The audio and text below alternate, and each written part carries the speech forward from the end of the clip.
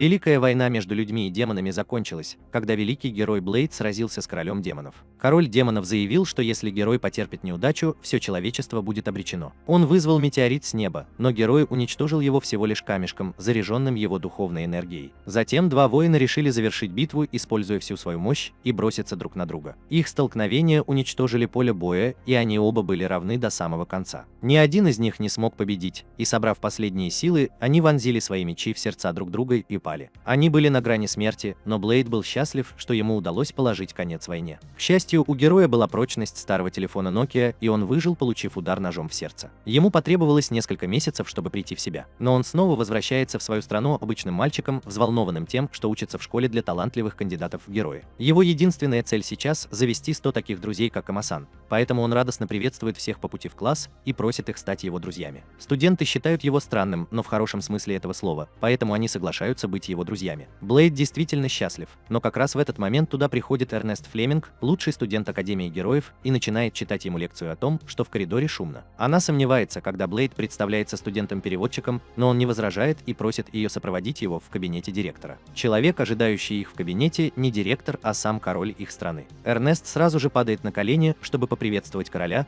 но Блейд небрежно подходит к нему, как будто они лучшие друзья. Король просит ее не быть такой строгой и сообщает, что с сегодняшнего дня он будет новым директором Академии героев. Эрнест рад это слышать и произносит целую речь о том, как она рада, что он здесь. Но он велит ей уйти, как он уже сделал дело с мальчиком с волосами цвета зебры. Блейд спрашивает короля, чего он хочет, и узнает, что тот хочет, чтобы он вернул себе силу героя. Блейд не хочет этого, потому что ему надоело жить героем, но король настаивает, говоря, что здешние студенты могут стать его реабилитационным центром. Он знает, что в великой финальной битве между Блейдом и королем демонов обе их силы были уничтожены. Но он надеется, что с помощью при правильном обучении клинок может снова пробудить силу великого героя. Король не оставляет ему выбора, и позже Блейд отправляется на занятия по практическому бою. Он подходит к Эрнесту, который говорит ему, что это продвинутый курс, и перед этим он должен пройти базовую подготовку. Блейз показывает ей, что он уже прошел базовый тест, и она не может в это поверить. Затем он подходит к группе студентов-фриков и просит их стать его друзьями, в то время как Эрнест продолжает кричать на него, чтобы он вернулся. Он возвращается и гладит ее по голове, отчего ее лицо становится таким же красным, как и волосы. Она инстинктивно атакует его мечом, но Блейд с легкостью уклоняется от ее мощного удара. Эрнест с удивлением наблюдает за его реакцией. Но тут появляется синеволосая девочка с непроницаемым лицом и зовет ее и Блейда к учителю. Она представляется как Софи, и Эрнест удивляется, потому что никогда не видела этого выступления. Теперь она относится к Блейду с еще большим подозрением и просит учителя позволить ей протестировать его. Сначала она подводит его к тренировочному манекену и говорит ему разрезать его, чтобы доказать, что он сильный. Блейд говорит, что для него это не проблема, и использует свою особую технику владения мечом, высвобождая свою духовную энергию. Он атакует манекен своим особым приемом Пожиратель драконов и уничтожает его вместе со стеной позади него. Блейд доволен своим выступлением, и как только его меч ломается, Эрнест подходит к нему и спрашивает, кто он такой. Он потрясен, увидев, что его атака разорвала ее одежду и уничтожила всех учеников только из-за ударной волны. Позже, когда Эрнест обедает в кафетерии, Блейд присоединяется к ней и даже приглашает своих друзей в гости, но они отказываются. Эрнест рассказывает, что все ее боятся, но не удосуживается объяснить почему. Блейд вскоре забывает, о чем она говорила, и начинает набрасываться на еду. Затем Эрнест извиняется за то, что плохо обращался с ним ранее, и признает, что у него есть талант. Блейд утверждает, что он уже забыл об этом, так как они теперь друзья, и она не может перестать краснеть, когда слышит это. Эрнест не может перестать думать о том, что у нее есть друг, даже в ее комнате, когда ее меч внезапно начинает проявлять паранормальные свойства. Она вспоминает время, когда была маленькой, и демонический меч, который хранила ее семья, соблазнил ее и предложил дать ей силу. Она взяла его, и проклятие демона изменило ее. Меч пытался заставить ее совершить поджог, но Эрнест подавил его одной лишь силой воли. На следующий день она участвует в шутливой битве с Симпом, который использует гигантское копье. Эрнест легко побеждает его, но увлекается и чуть не убивает его после окончания битвы. Она бросает вызов кому-то другому сразиться с ней, и Софи берется за это дело, советуя ей взять себя в руки. Эрнест бросается на нее, но Софи упорно стоит на своем. Затем Эрнест запускает в нее огненный шар, и Софи, увернувшись от него, признает свое поражение. После этого она бросает вызов Блейду, который беспокоится, что она слишком устала, чтобы сражаться с ним. Она отвечает, что с ней все в порядке, но как только она поднимает меч, проклятие начинает проявлять свои симптомы. Блейд ловит ее прежде, чем она теряет сознание, и отвозит в лазарет, где доктор говорит, что она не может избавиться от проклятия. Эрнест довольно скоро приходит в себя. Несмотря на то, что доктор запрещает ей выходить из палаты, она утверждает, что с ней все в полном порядке. Блейд вызвался присмотреть за Эрнестом, и доктор отпустил ее. Хотя она ведет себя так, будто ей не нужна помощь, Блейд не может оставить ее одну. Поэтому ночью отправляется на свой секретный объект и взламывает систему, чтобы узнать, что у Эрнеста есть демонический меч под именем Мудиус. На следующий день он попросил ее поговорить с ним наедине, сказав, что знает секрет ее меча. Он знает, что демонический меч обладает собственной волей, и именно поэтому Эрнест не может полностью контролировать свою силу. Блейд спрашивает ее об истории, стоящей за этим, и она рассказывает, что в тот момент она прикоснулась к мечу демона. Ее переполняло желание уничтожить все на своем пути, и с тех пор она борется с этим желанием. Эрнест знает, что если она сможет бросить вызов демону с мечом и победить, то все будет хорошо, но она не уверена в победе. Блейд говорит ей, что ей не нужно беспокоиться,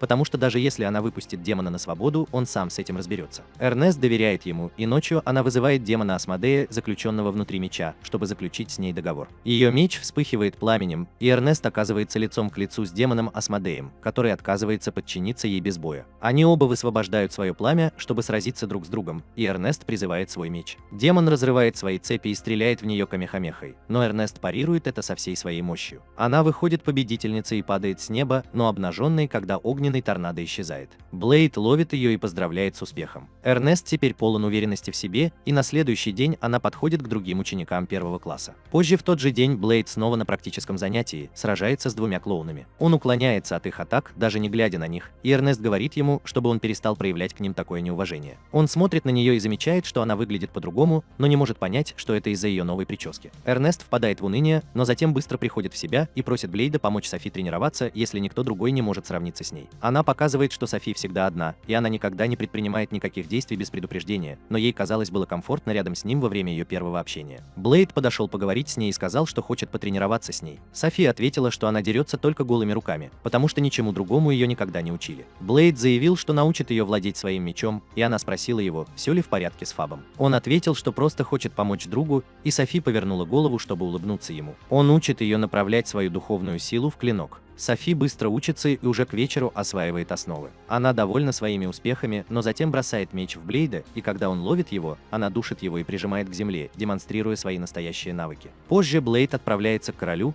который рад, что у одинокого героя появились друзья. Он узнает, что Блейд подружился с Софи и рассказывает, что подпольное общество создало ее как искусственного героя, чтобы превзойти всех героев в истории. Шутник утверждает, что было создано множество клонов оригинальной Софи, и она была последним прототипом. Блейд приходит в ярость, когда слышит это, но король успокаивает его, говоря, что он уничтожил подпольное общество и освободил Софи, но он не смог освободить ее разум. Блейд чувствует себя ужасно из-за того, что у его подруги никогда не было нормальной жизни, поэтому он клянется помочь ей жить как обычные люди. Но он даже не знает, что такое нормальная жизнь. Чтобы найти ответы на вопросы о том, что делают нормальные подростки, он обращается к разным людям и приходит к выводу, что нормальные подростки ходят на свидания со своими друзьями. Друзья. Он спрашивает Эрнесту о том, что люди делают на свиданиях, и она краснеет, думая, что он приглашает ее на свидание. Однако, как только Блейд узнает ответ, он мчится в девичью раздевалку и приглашает Софи на свидание. И хотя это не приказ, она с готовностью соглашается. На следующий день Эрнест и две другие девочки подглядывают за Блейдом и Софи во время их свидания. Эрнест ревнует, когда видит, как они гуляют, взявшись за руки, едят мороженое, бегают в Наруто, уничтожают игровые автоматы и другие обычные действия на свидании вместе. Ночью они сидят перед фонтаном, и Софи спрашивает Блейда, почему он так много для нее делает. Он отвечает, что это потому, что они друзья, и Софи хочет, чтобы он знал секрет, поскольку он ее друг. Она рассказывает, что является испытуемым, который получает искусственные силы великого героя. Блейд в замешательстве, а Софи высвобождает свою энергию, отчего перила, на которых она стоит, начинают шататься. Перила сжимаются вокруг нее и поднимают ее вверх, и она объясняет, что силы великого героя могут изменять законы физики, но она пока не может полностью контролировать их. Затем она падает на землю и создает огромный кратер, сообщая Блейду, что она может манипулировать гравитацией, чтобы увеличить свой вес в 1000 раз. Он встает, чтобы поговорить с ней, и Софи показывает ему, что она может даже остановить время. Она очень устала после этого, потому что может использовать свои способности только в течение 10 секунд за раз. Выслушав ее историю, Блейд тоже не может сохранить свою личность в секрете и говорит ей, что когда-то он был великим героем, но теперь он потерял свои способности. Он говорит Софи, что это он виноват в том, что над ней ставили эксперименты. Блейд чувствует, что его способности подобны проклятию, которое не позволяет ему вести нормальную жизнь. С 3-летнего возраста он продолжал сражаться с монстрами насмерть и пытался спасти как можно больше людей, но тем не менее многие ненавидели его за то, что он не смог этого сделать. Спасите несколько человек. Блейд начинает плакать, вспоминая свой ужасный пас, и Софи подбегает к нему и говорит, что ты должен гордиться собой. Она обнимает его и говорит, что видела бесчисленное множество людей в городах, которые были спасены героем, но Блейду от этого не становится легче. Однако, когда она заявляет, что рада быть искусственным героем и хочет стать похожим на него, Блейд внезапно преодолевает свою травму. Затем они с Софи обещают друг другу, что будут хранить секреты друг друга. На следующий день, когда Блейд обедает с Эрнестом и Софи, к ним присоединяются другие его друзья. Сейчас они не носят школьную форму,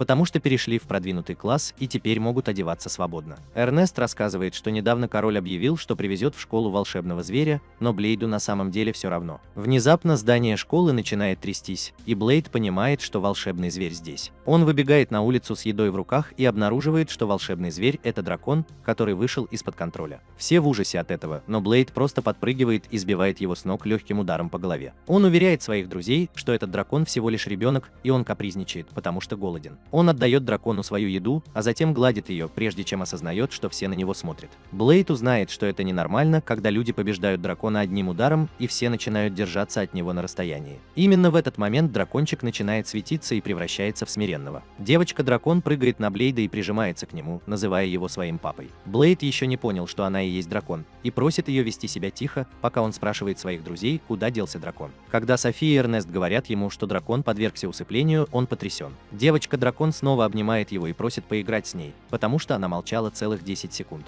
У Блейда нет другого выбора, кроме как усыновить ее, и он называет ее Ку. На следующий день Эрнест ревнует Ку, которая сидит на коленях у Блейда и заставляет его кормить ее. Одна из девочек тоже хочет покормить ее, но Ку отпугивает ее, потому что она не хочет иметь дело со слабаками. Позже, во время практических занятий, Ку приходит к Блейду и приглашает ее потренироваться вместе с ним. Она очень рада тренироваться вместе со своим отцом, но потом друзья Блейда окружают его, потому что их поместили в одну группу. То, что он уделяет им больше внимания, расстраивает девочку-дракона, и она убегает. Она находит нескольких студентов, которые тренируются, и они просят ее присоединиться к ним, так как ей кажется интересно. Но она просто убегает, сказав им, что они ей не равня. Блейд сразу же находит ее и приглашает на ужин. Позже Ку мирно спит, а Эрнест наносит Блейду визит. Он узнал о причине, по которой Ку считает его своим отцом. Он рассказывает, что драконы мучают своих детенышей сразу после их рождения, и ребенок запечатлевается в них из-за их силы. В его случае Ку чувствовала, что он ее отец, потому что он показал ей свою подавляющую силу. Блейд чувствует, что Ку никогда не видела своих настоящих родителей, и он не хочет бросать ее сейчас. Эрнест не может ничего сказать ему после этого и просит хорошо присматривать за девочкой-драконом. Когда Блейд возвращается в свою комнату после этого, он обнаруживает, что Ку исчезла с кровати и находит ее на крыше, смотрящей на луну. Он думает, что ей одиноко, и спрашивает, не хочет ли она завести друзей. Она отвечает, что драконы сильные существа, которым не нужны друзья, а затем прижимается к Блейду, говоря, что ей все еще нужен ее папа. На следующий день Блейд оставляет Ку с королем, потому что он единственный человек, достаточно сильный, чтобы держать ее в узде, но ее раздражает его поведение. Колючая борода, и убегает прочь. Блейд ищет ее по всей школе и находит, когда она играет в комнате. Она сделала игрушки, изображающие его, Эрнеста, Софии и других его друзей. Она воплощает в жизнь свои фантазии о том, как все они заботятся о ней, и идеально подражает их манерам. Однако это еще не все, потому что она запомнила имена всех учеников, которых видела, а Блейд не знает большинства из них. Он понимает, что она хочет дружить со всеми, и расстраивается, что не заметил этого раньше. Он выходит из своей комнаты, и Эрнест замечает, что он выглядит ужасно мрачным. Блейд начал биться головой о стену, но Эрнест остановил его. Она спросила его, что его беспокоит, и он сказал, что хотя Ку и нуждается в друзьях, она не может принять никого как равного себе, пока они не победят ее. Он чувствует, что ничем не может ей помочь,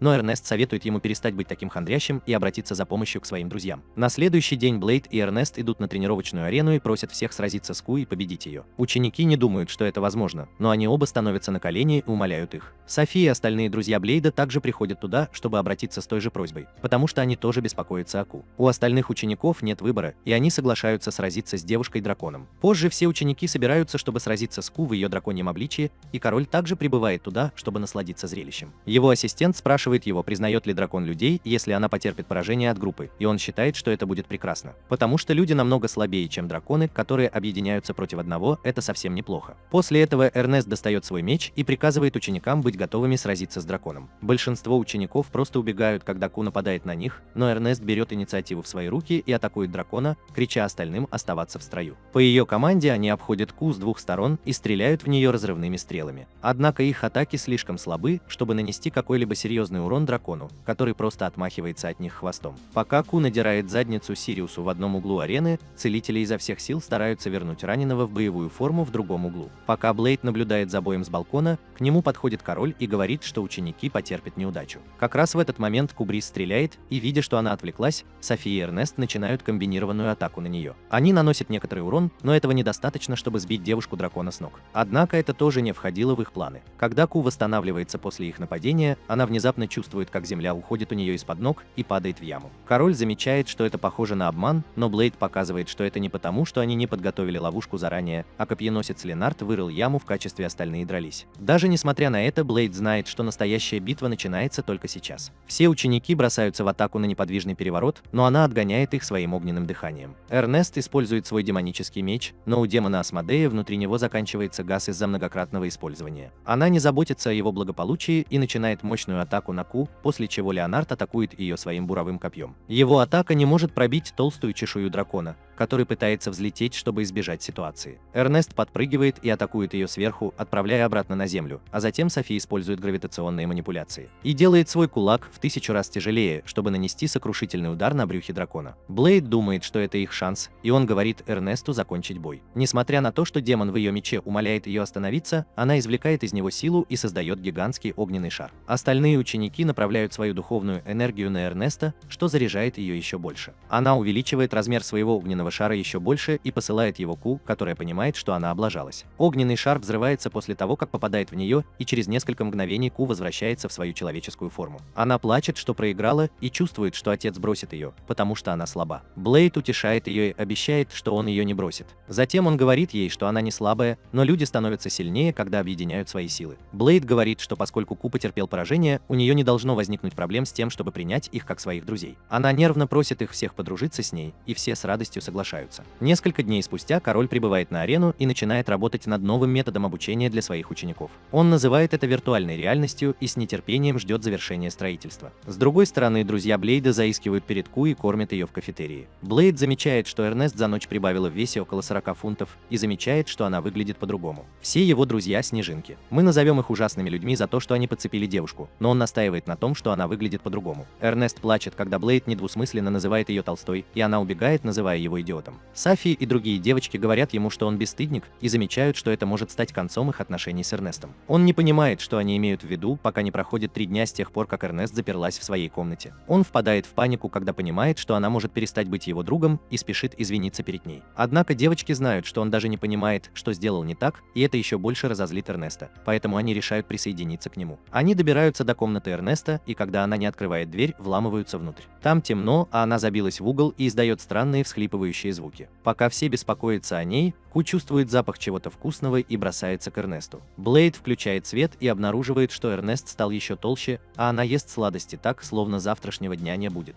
Она плачет, рассказывая, что после ссоры с Ку она постоянно чувствовала голод и не могла удержаться от того, чтобы не съесть десерт. Блейда это не волнует, и он спрашивает ее, не дружит ли она с ним больше, на что она отвечает, что это неправда. Она просто пряталась в своей комнате, потому что не хотела, чтобы кто-то, особенно он, видел ее такой. Услышав это, Блейд почувствовал удовлетворение и направился обратно, но девочки остановили его и велели извиниться, чтобы Эрнесту стало легче. Он не знал, что делать, но Леонард показал ему, что к чему, прежде чем его ударили. Затем Блейд сказал Эрнесту, что ей не следует стыдиться своего пристрастия к пончикам, и напомнил ей, что ее друзья всегда готовы прийти ей на помощь. Она рада это слышать, и на следующее утро Блейд приступает к тренировкам по снижению веса. Эрнест испытывает большие трудности из-за 50 фунтов жира на своем теле, но она справляется с упражнениями с помощью силы воли. Она не добивается большого прогресса, и даже после того, как съела очень мало пищи во время обеда за час пребывания в сауне, она не чувствует себя лучше. Когда она выходит из сауны, ее друзья говорят ей проверить весы, и она ломает их, просто встав на них. Она понимает, что обычные методы ничего не решат, поэтому на следующий день она идет на арену и просит Блейда помочь ей. Потому что она собирается «хочу попробовать что-нибудь экстремальное прямо сейчас». С этими словами она выхватывает свой демонический меч и приказывает Асмодею поглотить ее тело и даровать ей силу. Ее тело охвачено пламенем, и Блейд может только смотреть на гигантский столб пламени, пока она сгорает.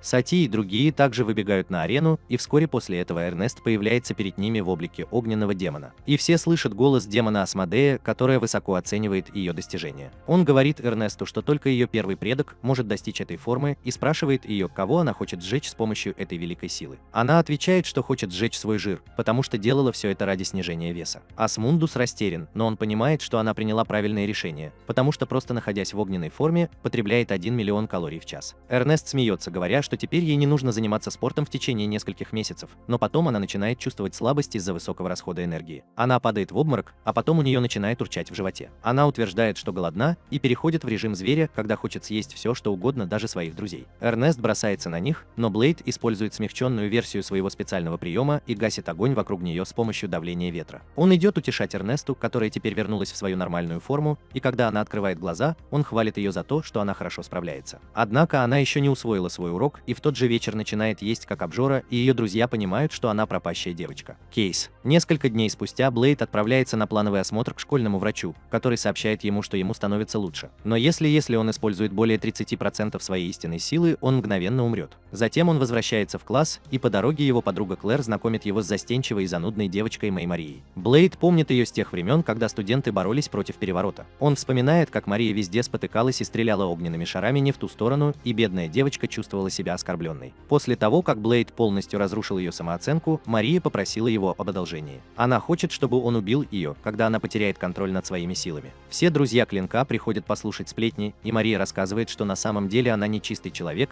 а гибрид человека и демона. Блейд и Мария уже чувствуют это, и Мария чувствует себя спокойно, рассказывая ему, что внутри нее дремлет великая и зловещая сила. Внезапно ее чашка разбивается, и чай мгновенно испаряется. Она извиняется перед всеми, говоря, что именно это происходит, когда она не может контролировать свои силы. Мария говорит, что хотя она всегда держала свои силы под контролем, у нее постоянно что-то не получалось с тех пор, как она поссорилась с Ку. Блейд приходит к выводу, что это произошло потому, что духовная сила людей отличается от магии демонов. И с тех пор, как она была подавлена духовной силой, ее магический контур был поврежден. Она утверждает, что если ее истинные способности проявятся, она захочет, чтобы ее остановили. Она утверждает, что она совсем одна в этом мире, так как ее родители умерли, и у нее тоже нет дома. Она умоляет Блейда помочь ей, и он с готовностью соглашается, а за ним следуют все его друзья, которые просто хотят воспользоваться преимуществами дружбы. Позже Блейд выводит всех на арену и заставляет своих друзей повозиться с управлением, чтобы накрыть арену самым мощным магическим барьером. Эрнест не в восторге от того, что он вторгся на территорию школы, но он не возражает. Он поворачивается к Марии и просит ее высвободить всю свою силу, которую она сдерживала. Она отказывается это делать, но Блейд уверяет ее, что все будет в порядке. Даже тогда Мария говорит, что не может высвободить свои силы, но когда Эрнест говорит ей, что она также была спасена от своего демона благодаря помощи Блейда, она соглашается. Она один за другим отключает свои магические артефакты, которые запечатывают ее силу. Каждый из ее браслетов уменьшает ее силу наполовину, а ожерелье уменьшает ее силу до 1/10. Эрнест понимает, что Мария сейчас в 160 раз сильнее своей первоначальной формы и пытается остановить ее, пока она не отключила свое ожерелье. Сильный порыв ветра уносит ее прочь, прежде чем она успевает до нее дотянуться. Затем Мария начинает стонать и кричать, что демон внутри нее выходит наружу, и Блейд советует ей выплеснуть все это наружу и довериться своим друзьям. Она делает так, как ей говорят, и превращается в демона. Однако, когда Блейд смотрит на странную метку у нее на лбу, он понимает, что Мария была не просто демоном, а самим вторым пришествием короля демонов. Она немедленно подтверждает его теорию и, смеясь, просит всех склониться перед королем демонов. Эрнест немедленно переходит в режим огненного демона и нападает на Марию, которая просто отшвыривает ее прочь. Леонард бросается к ней, и она уничтожает его одним щелчком пальцев. Софи и Ку решают действовать следующими. Софи прыгает к Марии и хватает ее, прежде чем пустить в ход свою самую мощную гравитационную магию, в то время как Ку превращается в дракона. Софи прижимает Марию к земле и не дает ей двигаться, но через несколько секунд она теряет сознание. В это время Ку заряжается огненным дыханием и атакует Марию со всей своей мощью, но она перехватывает ее атаку и возвращает ей. Ку тоже побежден, как и остальные друзья Блейда, и теперь он в ярости. Он нападает на Марию, когда она заявляет, что собирается уничтожить Капитолий после того, как разберется с ним. Он бьет ее своим мечом, который все еще находится в ножнах, и Мария спрашивает его, не шутит ли он, прежде чем понимает, что он не собирается убивать ее. Она говорит ему сражаться серьезно, потому что иначе он будет убит, прежде чем она использует свою магию ветра, чтобы разбить его о барьер. Блейд наконец достает свой меч и снова атакует Марию, но она может легко защититься от всех его атак. Когда Блейд делает несколько шагов назад, она поднимается в небо и решает контратаковать магией огня. Он с трудом блокирует удар своим мечом, который разлетается вдребезги, получив слишком большой урон, и Мария поражена тем, что он все еще жив. Тем временем Эрнест проснулся, и она подходит к Блейду, прося его взять вместо него ее демонический меч. Блейд поднимает меч, и демон Асмодей говорит ему, что хотя это противоречит его принципам, он будет служить ему по приказу своего хозяина. Мария замечает, что у него в руках хороший меч, и она ожидает, что теперь бой будет более забавным, но Блейд отвечает, что закончит бой одной атакой. Он собирает свою духовную силу и заряжает ею свой меч. Асмодей нервничает, потому что не может справиться с таким количеством энергии, но Блейд говорит ему перестать ныть по любому поводу. Он объединяет пламя демона со своей силой и наносит Марии мощный огненный удар. Она блокирует его щитом, говоря, что этого недостаточно, чтобы победить короля демонов, но затем внезапно ее щит начинает трескаться. Поскольку она поражена великой силой Блейда, она спрашивает его, кто он такой, и он отвечает, что он всего лишь обычный студент, верно сейчас же. Его атака полностью разрушает щит Марии, а мощная ударная волна от нее также разрушает барьер, окружающий арену. Битва заканчивается, и Блейд рад, что никто не погиб. Однако он израсходовал слишком много сил в бою и вскоре после этого потерял сознание. На следующий день он очнулся в больнице, и к нему сразу же прибежал врач. Она обняла его и заплакала, что он чуть не умер. Если бы она опоздала хотя бы на минуту, он бы навсегда покинул этот мир. Она ругает его, говоря, что он обещал не подвергать свою жизнь риску после финального боя, и Блейд извиняется за то, что заставил ее волноваться. Затем он спрашивает обо всех остальных, и доктор отвечает, что все они в безопасности, включая Марию. Когда Блейд на следующий день идет в школу, он обнаруживает, что демонический вариант Марии уже собрал много поклонников. Он приветствует ее и чуть не называет великим героем на глазах у всех, но не дает ей раскрыть свой секрет. Она планирует использовать этот факт, чтобы продолжать шантажировать его, и Блейд умоляет ее не делать этого. В ответ она просит его не называть ее Марией, потому что она другой человек. Он спрашивает, как ее зовут, а она отвечает, что у нее его нет. Она уходит, и видя, что она так дружелюбна со студентами, Блейд отправляется на встречу с королем и его друзьями. Король отвечает, что он всегда знал, кто такая Мария на самом деле, и все же позволил ей поступить в эту школу. Он рассказывает, что мама Марии была человеком, которая умерла, а ее отцом был король демонов, чье нынешнее состояние неизвестно. У Лея возникают ужасные воспоминания, когда он вспоминает короля демонов, своего заклятого врага. Позже они узнают, что личность короля демонов Марии стала довольно популярной и заслужила прозвище Мао. Друзья Лэй считают, что она слишком опасна, но Эрнест говорит, что они ничего не могут сделать, поскольку король взял на себя всю ответственность за нее. Мао добавляет, что ее силы также запечатаны, так что сейчас она не более чем обычная девочка, и именно поэтому у нее нет другого выбора, кроме как чтобы ходить в школу. Она не против подружиться с Эрнестом и другими девочками, и она говорит, что жизнь обычной девушки кажется ей захватывающей. Ку все еще боится ее и прячется за спину своего отца, а Мао говорит Блею, что она готова к матчу-реваншу с ним, когда он захочет.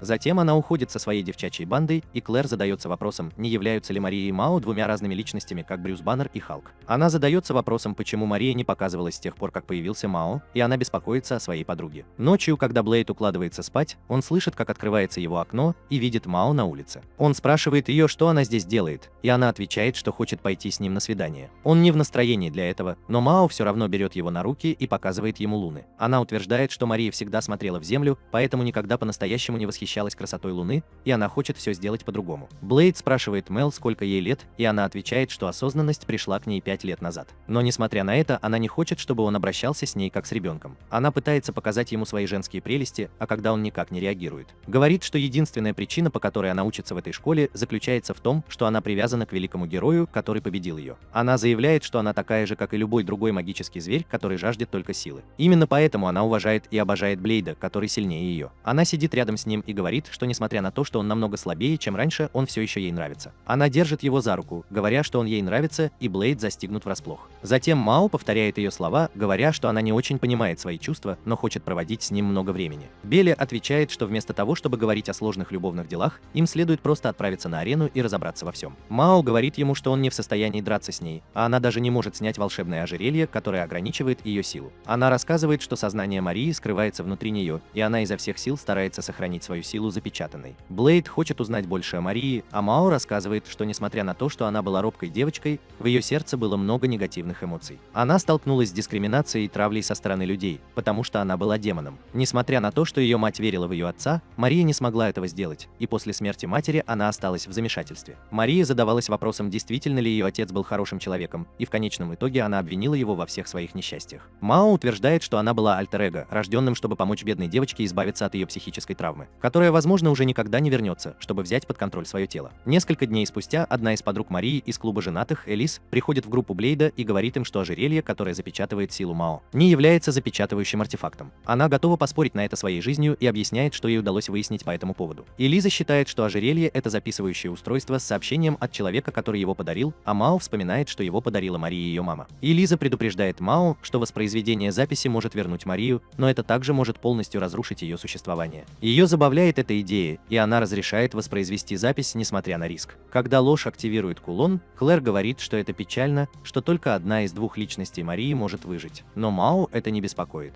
Активация ожерелья завершена, и Мао открывает его. На нем отображается голограмма короля демонов, который передает свое последнее послание своей жене. Он извиняется перед женой за то, что оставил ее, но говорит, что это необходимо, поскольку ему предстоит сражаться с могущественным врагом. Он хочет сказать ей, что не может позволить ей участвовать в его борьбе, когда она беременна, и он просит ее передать сообщение их будущему ребенку, когда она уже достаточно взрослая, чтобы сказать ей, что он умер. И, наконец, повелитель демонов говорит, что он всегда будет любить свою жену и своего ребенка, даже если скоро умрет. На этом сообщение заканчивается, и Мао начинает плакать. Она заявляет, что сейчас едва контролирует свое тело, и Сью Мари Мария возьмет это на себя. Она просит своих друзей назвать имя Марии, чтобы она могла выйти и попросить их не сомневаться в ее смерти. Они назвали имя Марии, и она сразу же упала на колени, потому что ее личность изменилась. Клэр и Элиос утешают плачущую Марию, и все счастливы, что она делает ставку. Еще одна хорошая новость заключается в том, что Мао тоже не была уничтожена, потому что Мария хотела сосуществовать с ней. Вскоре Блейд сразится с Марией на арене, и как только она снимет очки и распустит волосы, она превратится в Мао. Они дерутся, и в конце концов Блейд оказывается на ней сверху,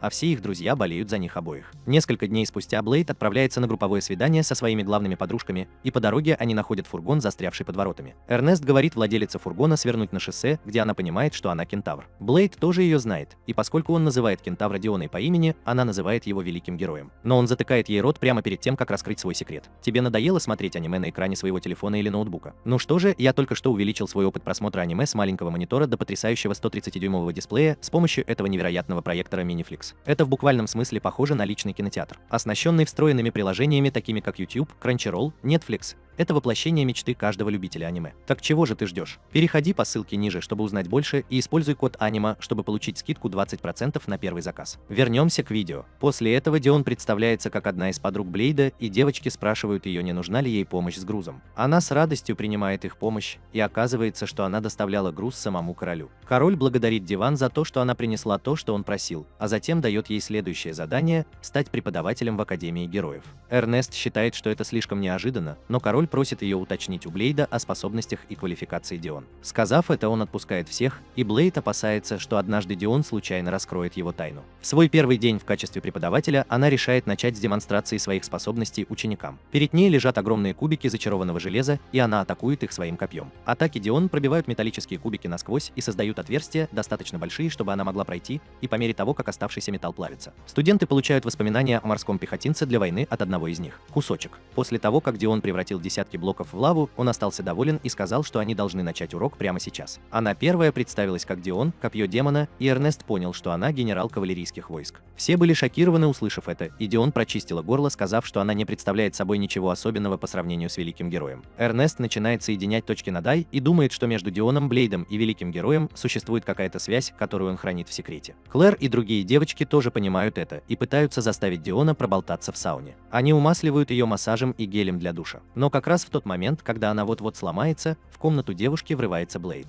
В то время как Эрнест впадает в панику, увидев его там, одна из загорелых девочек думает, что у него умственный возраст всего лишь 5-летнего ребенка, и показывает ему то, что она прячет под полотенцем, и как она и предсказывала, он даже не пошевелился. Диона внезапно замечает, что Блейду на самом деле было 5 лет, когда она с ним познакомилась, и прежде чем он успевает заткнуть ей рот, Мао подходит к нему сзади и не дает ему вмешаться. Они забираются в бассейн, и Диона начинает свой рассказ. Она говорит, что когда она впервые встретила Блейда, он был похож на енота фараона и пытался съесть ее, думая, что она лошадь. У нее до сих пор на заднице следы от велосипеда, и она показывает их девочкам. Затем Дион продолжает свою историю, рассказывая, что она тренировалась много лет, в конце концов присоединилась к отряду великого героя и даже позволила ему покатать ее на поле боя. Она расстраивается, когда заявляет, что герой не позволил ей присоединиться к нему в финальной битве против короля демонов. Она восприняла это как знак того, что она недостаточно сильна, и с тех пор тренируется, чтобы стать сильнее. Несколько дней спустя, когда Блейд и Эрнест возвращаются с рынка, она расспрашивает его подробнее о его отношениях с Дион. Он задается вопросом, что сказать, когда над городом пролетает гигантская птица. Эрнест потрясен, увидев священную птицу континента над их городом, и недоумевает, что она здесь делает.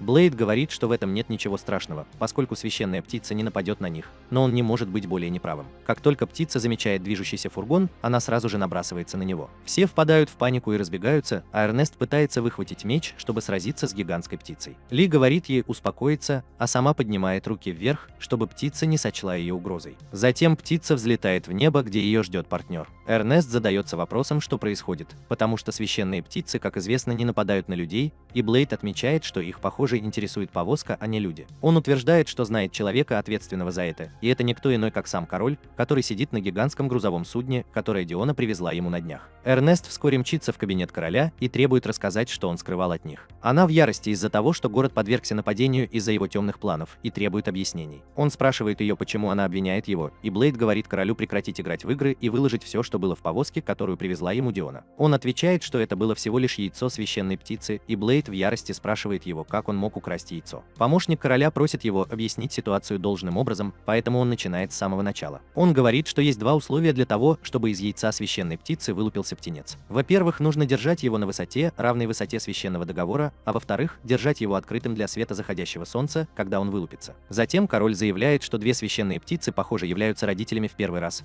поэтому они понятия не имеют о том, как высиживать яйца. Он утверждает, что просто хотел помочь высиживать яйцо, но это был всего лишь предлог. Правда в том, что он хотел, чтобы его ученики встретились лицом к лицу со священными птицами. Однако он уверен, что яйцо не вылупилось бы, если бы его оставили родителям, и поручает Эрнесту и Блейду высиживать его, если они хотят стать героями. Он говорит, что правильное время для высиживания яйца – завтрашний вечер, и к этому времени они должны поднять его на нужную высоту. На следующий день все ученики собираются вместе, и Блейд обращается к ним как к командиру. Он объявляет, что сегодня они будут сражаться против священных птиц, но их задача не победить, а лишь потянуть время. Он объясняет, что поскольку птицы-родители в бешенстве, они могут уничтожить свое яйцо, если найдут его у людей. Вот почему они должны прятать яйцо от людей весь день, а как только солнце сядет, они поднимут его с помощью импровизированного лифта, чтобы сделать он вылупляется. Блейд говорит своим друзьям, чтобы они не теряли веру в себя, а затем Эрнест подает сигнал к началу битвы. Студенты отправляются в город, где обезумевшие птицы подбирают повозки и отбрасывают их в сторону. Леонард покидает свою группу и карабкается по стенам, как ящерица, чтобы напасть на птиц, но упускает свой шанс нанести удар и падает лицом вниз. Загорелая девочка Джессика следует за ним и нападает на одну из птиц, а одна из ее подруг приходит защитить ее от контратаки птицы. Однако на самом деле это бесполезно, и они вынуждены отступить, разозлив птиц. В этот момент Блейд приводит остальных учеников на место происшествия, и они связывают птицу железными веревками и прикрепляют их к зданиям. Однако птица никогда не пропускала День крылатых, и она улетает, унося здание с собой. Вторая птица все еще активна, и Ку атакует ее своим огненным дыханием, но это не причиняет никакого вреда. После того, как она побеждена, Блейд поворачивается к Марии и просит ее выпустить Мао. Она делает это, и Мао использует свою молниеносную атаку на священную птицу, но этого тоже недостаточно. После этого Эрнест превращается в огненного демона и атакует птицу, нанося ей реальный урон. У нее заканчивается бензин всего с одного удара, но, к счастью, она попадает в кафе с десертами и сразу же восполняет запасы калорий, чтобы снова сражаться. Они успешно останавливают птиц до вечера, и Блейд с друзьями наблюдают, как поднимается яйцо. Однако лифт ломается на полпути, и одна птица возвращается за своим яйцом. Все впадают в панику, но затем Софи просит Блейда поднять яйцо на нужную высоту, пока остальные разбираются с птицей. Блейд внезапно вспоминает своих товарищей, которые говорили то же самое на войне перед смертью. Эрнест выводит его из задумчивости и просит доверять им. Он приободряется и взбегает на башню, но продолжает отставать, потому что у него не так много сил. К счастью, Дилан приходит ему на помощь и позволяет ему прокатиться у нее на спине. Вскоре они добираются до яйца, и Блейд обнаруживает, что едва может поднять его, так что о том, чтобы отнести его на вершину башни, не может быть и речи. Однако у Дионы достаточно сил для них обоих, и она несет Блейда и бежит наверх, пока он держит яйцо. Когда они кладут яйцо в гнездо, король поздравляет Блейда, называя его героем. Когда он отвечает, что он больше не герой,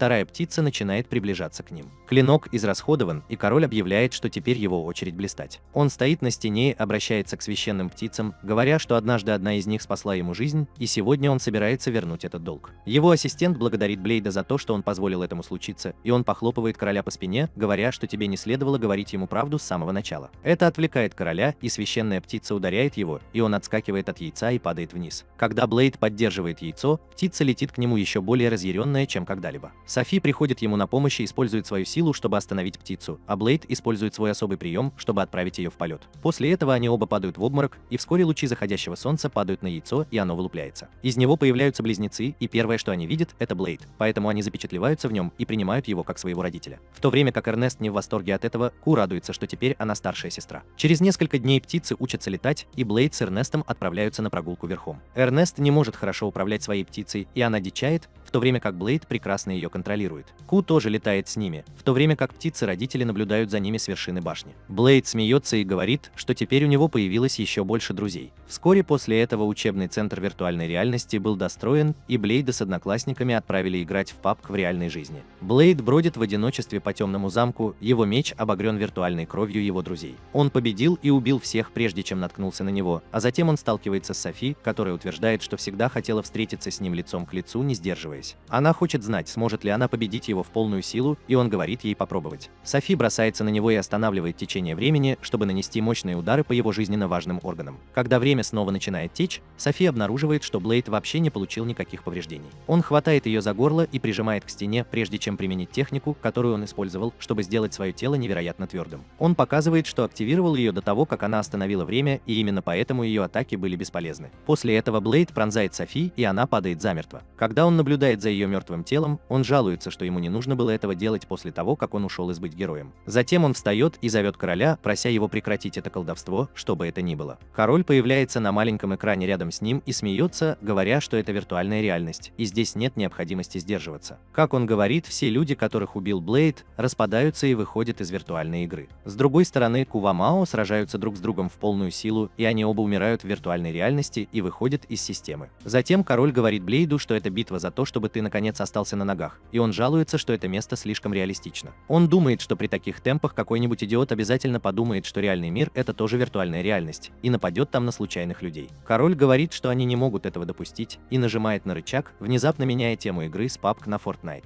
Затем король объявляет, что последний оставшийся в живых получит право использовать виртуальную реальность так, как ему заблагорассудится, и размер клинка, когда он выйдет из игры. Кэнди Коттедж. Неподалеку Леонард нападает на Эрнеста, который безжалостно избивает его. Кажется, что в нее вселились все серийные убийцы в мире одновременно, и она безжалостно разрывает Леонарда на части. Она облизывает свой меч и угрожающе смеется, а затем направляется к Блейду, потому что он тот, кого она действительно хочет убить. Тем временем Блейд наблюдает за тем, как его друзья сражаются в командном матче. Клэр и Джессика сражаются против мальчиков, которые уверены, что теперь они им не проиграют, потому что раньше у них такого никогда не было. Однако девочкам удается застать их врасплох и победить одного за другим. Как раз в тот момент, когда они празднуют свою победу, к ним подходит Эрнест. Она полностью игнорирует девочек и подходит к Блейду, говоря, что никогда не думала, что убивать так весело и что он ее следующая цель. Блейд отвечает, что когда-то обещал остановить ее, если она взбесится, и он решает, что пришло время воспользоваться этим обещанием. Он достает свой меч и создает тысячи клинков ветра, пуская его в ход, и Эрнест проигрывает еще до того, как она успевает добраться до него. Блейд выигрывает, а затем выходит из игры и обнаруживает, что его окружают друзья. Король смеется и говорит, что результаты оказались именно такими, как он и предсказывал. В то время как все не удивлены победой Блейда, Эрнест плачет в углу, потому что не может поверить, что так сильно потеряла контроль над собой. Когда Блейд напоминает ей, что она была действительно жуткой, она злится на него. Король смеется, хваля себя за то, что ему пришла в голову такая замечательная идея. Эрнест набрасывается на него, говоря, что из-за его блестящей идеи у них было много неприятностей. Тем временем Блейд идет к контроллеру виртуальной реальности, чтобы забрать свою награду и использовать ее по своему усмотрению. Он вводит в него данные о самых могущественных монстрах, и король замечает, что в его нынешнем состоянии это может оказаться для него непосильным испытанием. Однако Блейд подключает короля к виртуальной комнате, которую он только что создал в качестве мести от имени всех своих друзей. Король засыпает, и Блейд просит своего помощника продолжать отвечать ему независимо от того, сколько раз он умрет, пока не упадет Мадди. Король обнаруживает, что его окружают ужасные монстры, и понимает, что он обречен. Позже в тот же день Блейд и его друзья обедают, и оба мальчика выглядят слишком мрачными из-за своего поражения. Эрнест хочет знать, что произошло, и Блейд говорит ей, что он был свидетелем драки вживую, и девочки действительно стали лучше. В то время как мальчики были слишком самодовольны и беспечны, поэтому они потеряли бдительность. Они обижены его словами и покидают столовую, не поев, но Блейд считает, что это для их же блага. Они весь день хандрят, а вечером Блейд приходит поговорить с ними. Он спрашивает их, что такого страшного, если они однажды проиграют девочкам, и они отвечают, что могут смириться с поражением от кого угодно, но только не от них. Они говорят, что влюблены в Джессику и Клэр, и именно поэтому проигрыш им неприемлем. Блей не понимает, что такое влюбленность или романтическая любовь, и он проиграл, даже когда мальчики подробно объяснили ему это. Как раз в этот момент в комнату врывается Ку и говорит, что если они так переживают по этому поводу, им следует просто стать сильнее. Как это делают женщины, меня привлекают сильные альфа-самцы. Они думают, что она права, и задаются вопросом, как они могут стать сильнее, и у Ку тоже есть ответ на этот вопрос. Она просит их тренироваться под руководством Блейда, который, несомненно, сделает их лучше. С другой стороны, у девочек тоже сегодня выходной, и Клэр с Джессикой все еще беспокоится о двух мальчиках. Они не понимают, почему те убегают от них после того, как проиграли всего один раз, и Клэр предполагает, что в следующий раз они могут проиграть им намеренно. Все думают, что это ужасная идея, так как это полностью разрушит их хрупкое эго. И как раз в этот момент появляется Ку и говорит девочкам, что они должны стать сильнее, чтобы заставить мужчин влюбиться в них. Девочек на самом деле не волнует, как заставить мальчиков влюбиться в них, и они задаются вопросом, как заставить их чувствовать себя лучше. Эрнест говорит, что позволять им побеждать из жалости недопустимо, и она вызвалась тренировать их. На следующий день Блей начинает тренировать двух мальчиков. мальчиков, чтобы они выходили за свои пределы. Скоро наступит день матча-реванша, и когда они войдут в игру виртуальной реальности, они пообещают выиграть этот бой и признаются в своих чувствах. Все собрались вокруг, чтобы посмотреть матч-реванш, а Блейд и Эрнест возьмут на себя роль судей. Они подают сигнал к началу боя, и Джессика с Клэр нападают на мальчиков, которые отражают их атаки и используют свою духовную энергию, чтобы отбросить их назад. Эрнест спрашивает Блейда, учил ли он их использовать свою духовную энергию, и он отвечает, что просто заставил их понять, что они всегда использовали ее. Это происходит неосознанно. Один из мальчиков использует магию ветра, чтобы оттолкнуть Джессику, а второй пытается прикончить ее, но она останавливает его, используя магию огня. Блейд спрашивает Эрнесту, научила ли она ее пользоваться магией огня, и она отвечает, что все девочки приняли участие. Клэр добивает одного из парней своей тяжелой булавой, в то время как Джессика замораживает парня, который в нее влюблен, прежде чем ударить его старой доброй молнией. После этого он умирает от легкого удара, и матч окончен. После выхода из игры они пожимают друг другу руки, и мальчики признают свое поражение. Они клянутся, что станут сильнее при следующей встрече. Клэр и Джессика рассказывают, что все девочки собрались вместе, чтобы научить их боевым приемам, а мальчики жалуются, что это несправедливо. Эрнест сердится, услышав это, и жалуется, что их также учил сам сверхчеловеческий клинок. Она в еще большей ярости, потому что услышала об их планах признаться девочкам после победы и спрашивает их, могут ли они признаться, если у них нет более сильных партнеров в отношениях. Эрнест украдкой бросает взгляд на Блейда, который не понимает, о чем она говорит, и начинает плакать, говоря, что это несправедливо. Несколько дней спустя девочки находят симпатичного робота на территории Академии и собираются вокруг него, потому что никогда раньше не видели ничего подобного. Эрнест задается вопросом, что это такое и почему оно здесь, и робот внезапно проецирует изображение Блейда. Тем временем Блейд тренирует свою ауру, и когда Ку прыгает на него, аура отбрасывает ее в сторону. Она спрашивает его, что он делает, и он просто отвечает, что укрепляет свое тело и ауру, чтобы использовать больше своей истинной силы. Как раз в этот момент туда прибывают девочки с роботом, и Блейд атакует его сразу же, как только видит. Эрнест в ярости из-за того, что уничтожил робота, который его искал, в то время как другие девочки расстроены из-за того, что потеряли своего друга-робота. Они пристают к Блейду по поводу его действий, и он отвечает, что робот — это надоедливая штука под названием Страж, которая может исправлять себя независимо от того, сколько раз она это делала. Она уничтожена. Ему интересно, что он здесь делает, а тем временем робот сканирует Эрнест и обновляет свою систему по ее образу и подобию. Робот внезапно превращается в женщину-киборга, и пока все смотрят на нее, она спрашивает Блейда, нравится ли она ему сейчас. Она утверждает, что запрограммировала себя так, чтобы понравиться ему и почувствовать желание защитить ее. Но он хочет знать, кто она такая. Вместо того, чтобы ответить, она начинает атаку, и Блейд немедленно реагирует, поражая ее своими особыми приемами снова и снова, пока она не будет полностью уничтожена. Эрнест набрасывается на него за то, что он причинил боль девочке, но он говорит, что киборг будет полностью восстановлен в кратчайшие сроки, что, по его словам, это нехорошо. Как он и предсказывал, девочка исправляется, и прежде чем Блейд успевает прикончить ее на этот раз, Эрнест останавливает его. Затем девочка-киборг встает и говорит Блейду, что ей приказано устранить его, и прямо сейчас она находится на этапе сбора данных. Клэр подходит к ней и спрашивает, не хотела бы она присоединиться к их классу, но она отказывается, говоря, что она не запрограммирована на это. Такие вещи. Она добавляет, что хотя она и не является ее целью, но если она встанет у нее на пути, она также будет исключена. Клэр не возражает против угрозы и говорит девочке-киборгу, что она всегда может научиться чему-то новому. Она прочитала кодовую надпись на своей груди и решила назвать ее Иона из-за этого. Затем Клэр предложила Ионе позаниматься с остальными, и они помогут ей придумать стратегию, как победить Блейда. Она приняла ее предложение и пожала ей руку. Скоро начнется собрание по искоренению Блейда, и Блейд будет присутствовать в зале. Эрнест спрашивает Иону, почему она хочет его убить, и она отвечает, что это потому, что он вторгся в ее дом и снова насиловал ее тело. Блейда заклеймили как растлителя С-класса, но он объясняет, что только что подрался с роботом, который охранял доступ в библиотеку к некоторой ценной информации. Эрнест просит его рассказать подробнее, и он отвечает, что он отправился в запретную часть библиотеки, чтобы получить информацию о демоне Асмодей. Эрнест не может перестать краснеть, когда понимает, что он сделал это ради нее. Но потом Иона говорит, что он много раз вторгался на ее территорию до этого и уничтожал ее десятки раз. Девочки называют их врагами женщин, и Блейд, надувшись, выходит из комнаты. Так что если он присоединится к ним, он выскажет ей свои чувства, утверждая, что проник в библиотеку только тогда, когда был героем по действительно важным причинам. Он говорит, что духи роботов-хранителей находятся в другом месте, так что уничтожение ваших тел их не убьет.